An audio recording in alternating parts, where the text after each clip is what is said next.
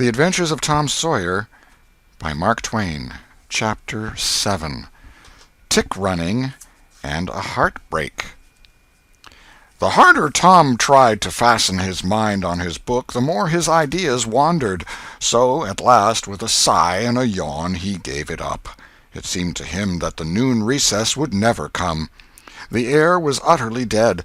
There was not a breath stirring. It was the sleepiest of sleepy days. The drowsing murmur of the 25 studying scholars soothed the soul like the spell that is in the murmur of bees. Away off in the flaming sunshine, Cardiff Hill lifted its soft green sides through a shimmering veil of heat, tinted with the purple of distance. A few birds floated on lazy wing high in the air.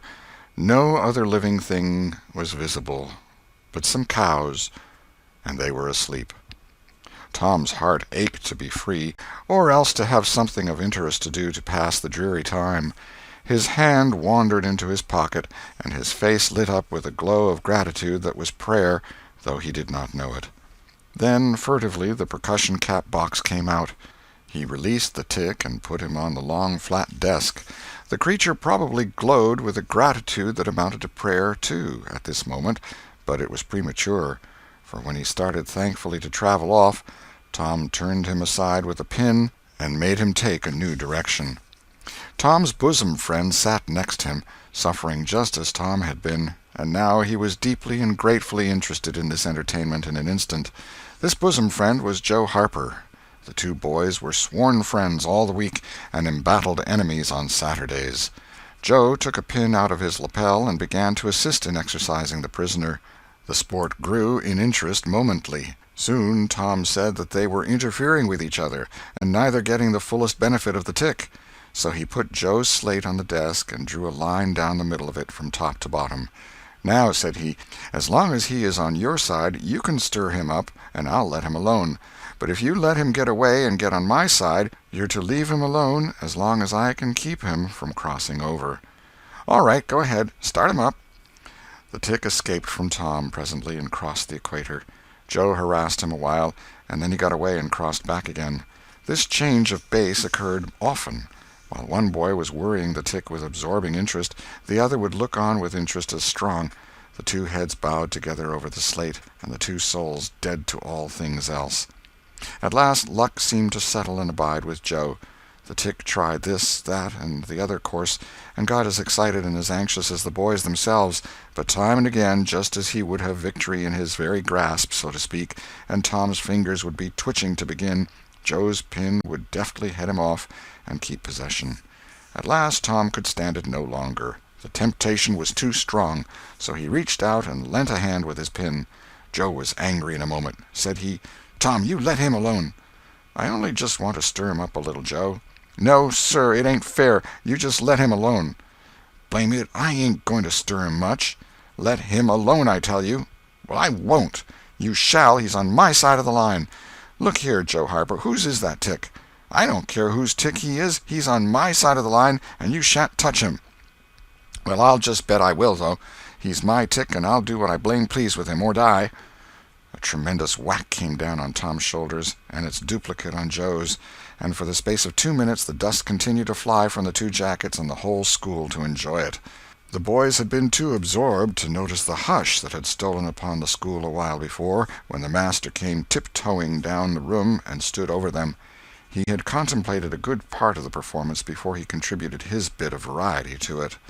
When school broke up at noon, Tom flew to Becky Thatcher and whispered in her ear, "Put on your bonnet and let on you're going home, and when you get to the corner, give the rest of 'em the slip, and turn down through the lane and come back. I'll go the other way, and come it over them the same way."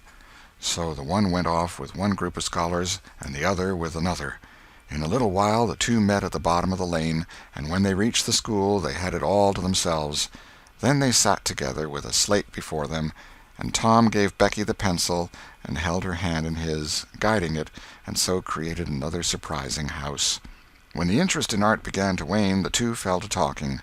Tom was swimming in bliss. He said, "Do you love rats?" "No, I hate them." "Well, I do, too. Live ones. But I mean dead ones, to swing round your head with a string." No, I don't care for rats much anyway. What I like is chewing gum." "Oh, I should say so. I wish I had some now." "Do you? I've got some. I'll let you chew it a while, but you must give it back to me."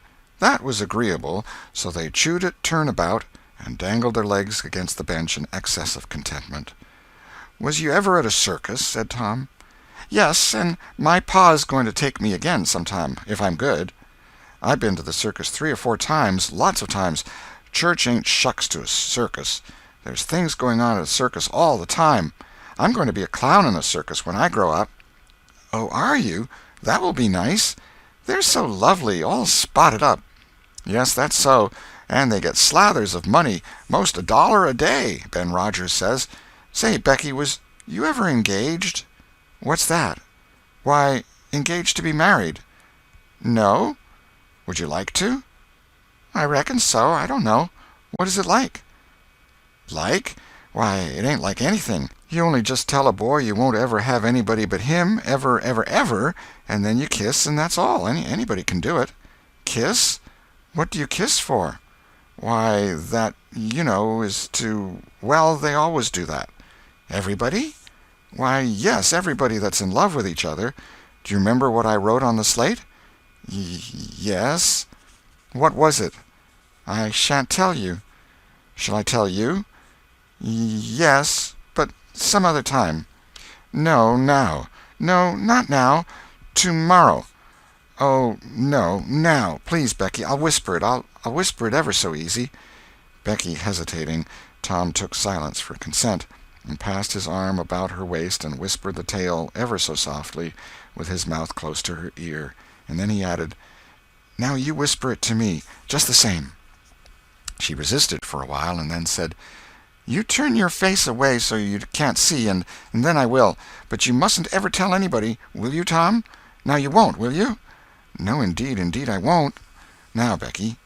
He turned his face away, and she bent timidly around till her breath stirred his curls, and whispered, "I love you."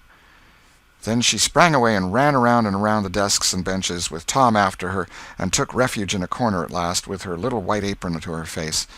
Tom clasped her about her neck and pleaded, "Now, Becky, it's all done, all over but the kiss. Don't you be afraid of that. It ain't anything at all. Please, Becky." And he tugged at her apron and the hands. By and by she gave up and let her hands drop. Her face, all glowing with the struggle, came up and submitted. Tom kissed the red lips and said, "Now it's all done, Becky, and always after this, you know, you ain't ever to love anybody but me, and you ain't ever to marry anybody but me. Never, never, and forever. Will you?"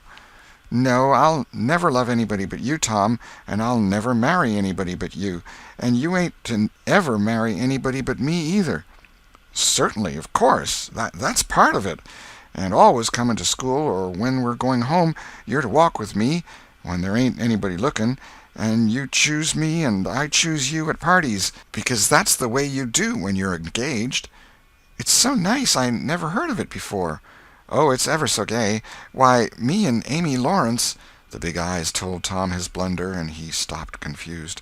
"Oh, Tom, then I ain't the first you've ever been engaged to." The child began to cry, and Tom said, "Oh, don't cry, Becky. I don't care for her any more." "Yes, you do, Tom. You know you do." Tom tried to put his arm about her neck, but she pushed him away and turned her face to the wall and went on crying. Tom tried again, with soothing words in his mouth, and was repulsed again. Then his pride was up, and he strode away and went outside. He stood about, restless and uneasy, for a while, glancing at the door every now and then, hoping she would repent and come to find him. But she did not. Then he began to feel badly, and fear that he was in the wrong. It was a hard struggle with him to make new advances, now, but he nerved himself to it, and entered. She was still standing back there in the corner, sobbing, with her face to the wall.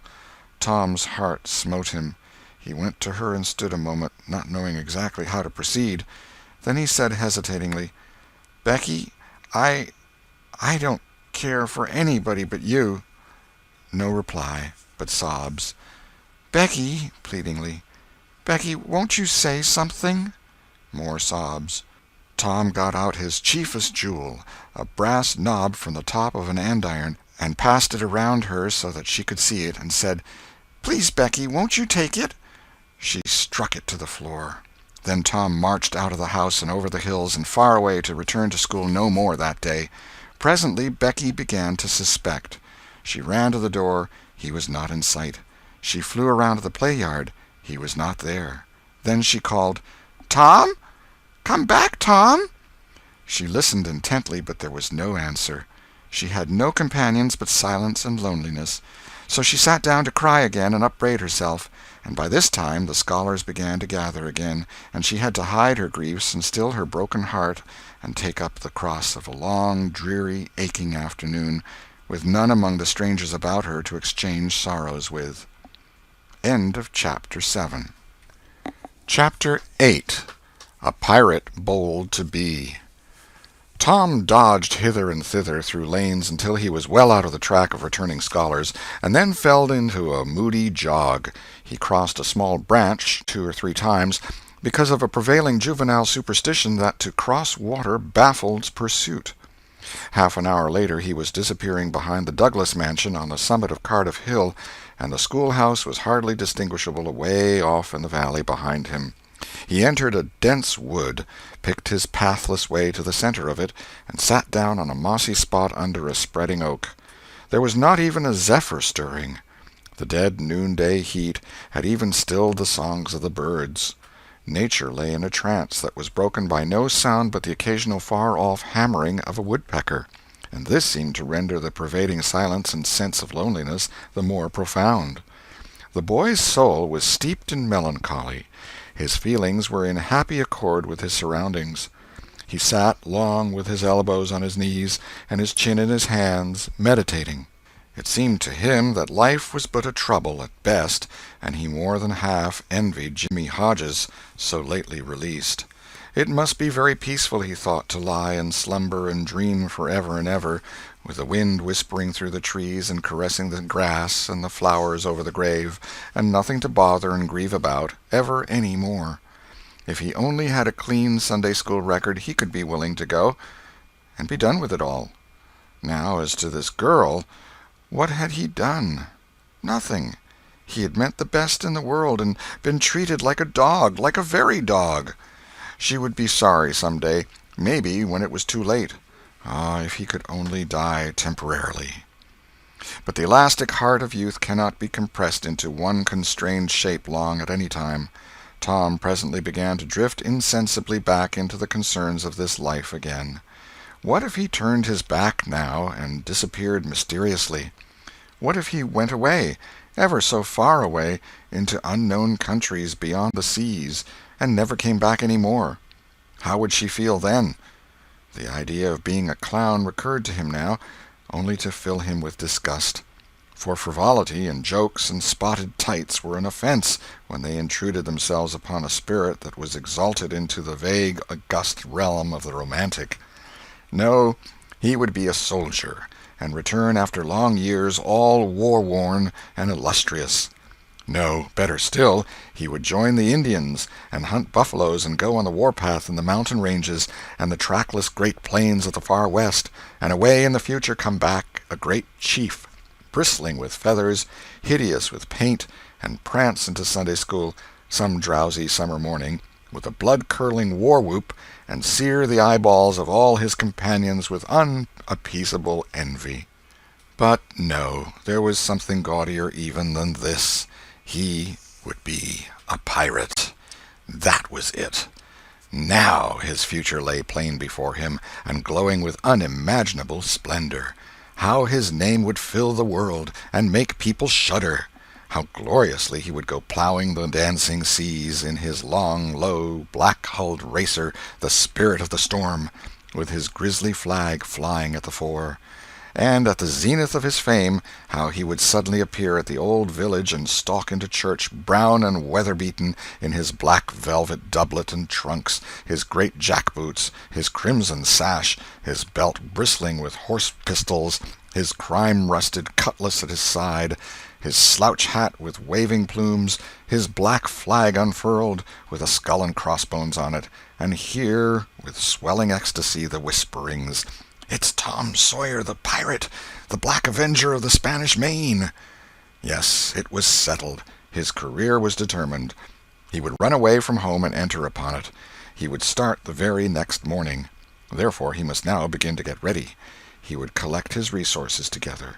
He went to a rotten log near at hand and began to dig under one end of it with his barlow knife. He soon struck wood that sounded hollow. He put his hand there and uttered this incantation impressively: "What hasn't come here, come. What's here, stay here." Then he scraped away the dirt and exposed a pine shingle.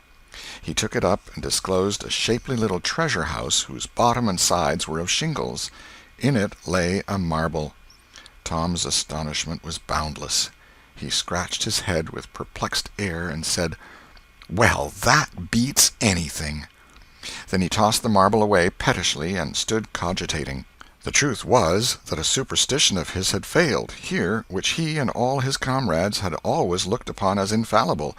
If you buried a marble with certain necessary incantations and left it alone a fortnight, and then opened the place with the incantation he had just used, you would find that all the marbles you had ever lost had gathered themselves together there, meantime, no matter how widely they had been separated.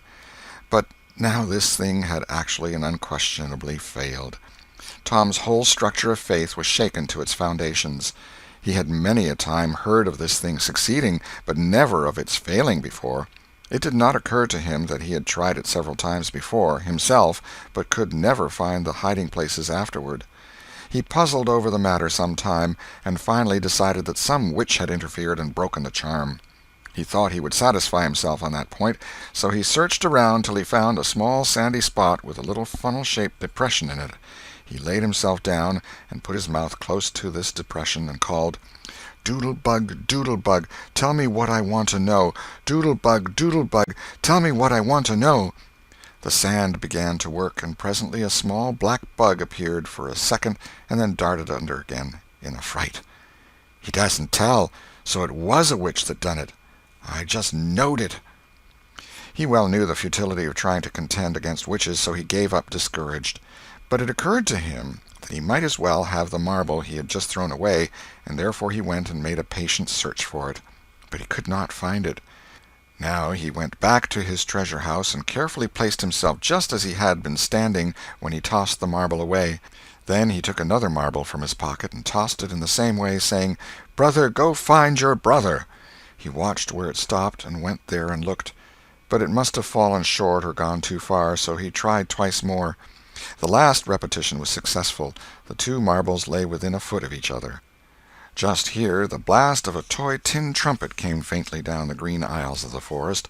Tom flung off his jacket and trousers, turned a suspender into a belt, raked away some brush behind the rotten log, disclosing a rude bow and arrow, a lath sword, and a tin trumpet, and in a moment had seized these things and bounded away bare-legged with fluttering shirt. He presently halted under a great elm, blew an answering blast, and then began to tiptoe and look warily out, this way and that. He said cautiously to an imaginary company, "Hold, my merry men, keep hid till I blow." Now appeared Joe Harper, as airily clad and elaborately armed as Tom. Tom called, "Hold! Who comes into Sherwood Forest without my pass?" "Guy of Guisborne wants no man's pass. Who art thou that dares to hold such language?" said Tom, prompting, for they talked by the book from memory. "Who art thou that dares to hold such language?" "I, indeed. I am Robin Hood, as thy caitiff carcass soon shall know." "Then art thou indeed that famous outlaw? Right gladly will I dispute with thee the passes of the merry wood. Have at thee!" They took their lath swords, dumped their other traps on the ground, and struck a fencing attitude, foot to foot, and began a grave, careful combat, two up and two down. Presently Tom said, "Now if you've got the hang, go it lively." So they went it lively, panting and perspiring with the work. By and by Tom shouted, "Fall! Fall! Why don't you fall?" "I shan't! Why don't you fall yourself? You're getting the worst of it." "Why, that ain't anything. I can't fall. That ain't the way it is in the book. The book says, then with one black-handed stroke he slew poor Guy of Guisborne. You're to turn round and let me hit you on the back." There was no getting around the authorities, so Joe turned, received the whack, and fell. "Now," said Joe, getting up, "you got to let me kill you. That's fair." "Why, I can't do that. It ain't in the book." "Well, it's blamed mean, that's all." "Well, say, Joe, you can be Friar Tuck or Much, the miller's son, and lam me with a quarter-staff. Or I'll be the Sheriff of Nottingham, and you be Robin Hood a little while and kill me." This was satisfactory, and so these adventures were carried out. Then Tom became Robin Hood again, and was allowed by the treacherous nun to bleed his strength away through his neglected wound. And at last Joe, representing a whole tribe of weeping outlaws, dragged him sadly forth, gave his bow into his feeble hands, and Tom said, "Where this arrow falls, there bury poor Robin Hood under the greenwood tree." Then he shot the arrow and fell back and would have died, but he lit on a nettle and sprang up too gaily for a corpse. The boys dressed themselves, hid their accoutrements, and went off grieving that there were no outlaws any more, and wondering what modern civilization could claim to have done to compensate for their loss. They said they would rather be outlaws a year in Sherwood Forest than President of the United States forever. End of chapter 8.